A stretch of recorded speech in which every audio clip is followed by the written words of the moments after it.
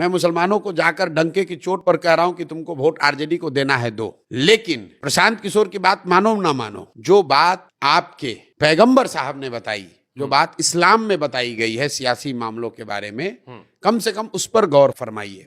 मुसलमान आज बिहार में दलितों के बाद सबसे ज्यादा गरीब और फटेहाल है, फिर भी मुसलमान आरजेडी को वोट देता है। मुसलमान ये खड़ा होकर कहता है क्या करें, हम तो भाजपा के डर से देते हैं, लालू जी के अलावा कोई विकल्प नहीं है, हमको तो सबने ठगा है। तो मैं उनको कुरान के हवाले से बताता हूं कि भाई पैगंबर साहब ने कहा कि जिस कौम को अपने रहनुमाओं की समझ न हो उसके ऊपर जालिम हुक्मरानों को मुसल्लत कर दिया जाता है। तो अगर आप ये कह रहे हैं कि आज के हुक्मरान जालिम हैं, तो पैगंबर साहब की बात कही हुई गलत तो हो नहीं सकती। उस पूरे लाइन को पढ़ो। उन्होंने कहा कि जालिम हुक्मरान आप पर तब मुसल्लत किए जाएंगे जब आप गलत रहनुमाओं का चुनाव करेंगे।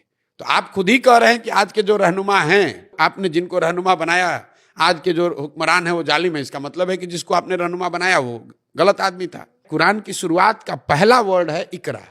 इकरा का मतलब है पढ़ो। और जिस कौम के सबसे पवित्र ग्रंथ की शुरुआत होती है इस वर्ड से कि पढ़ो, वो कौम आज अपने बच्चों की पढ़ाई की चिंता ही नहीं कर रहा है। वो सबसे अनपढ़ कौम बन गया है। जिस कौम में इस्लाम में बताया गया है कि अपने बच्चों के साथ इंसाफ करना, अपने बच्चों की अच्छी परवरिश करना, उनके साथ इंसाफ करना, ये सुन तो लीजिए, ये अल्लाह की एक तरह से उनको इंस्ट्रक्शन है कि आपको करना है।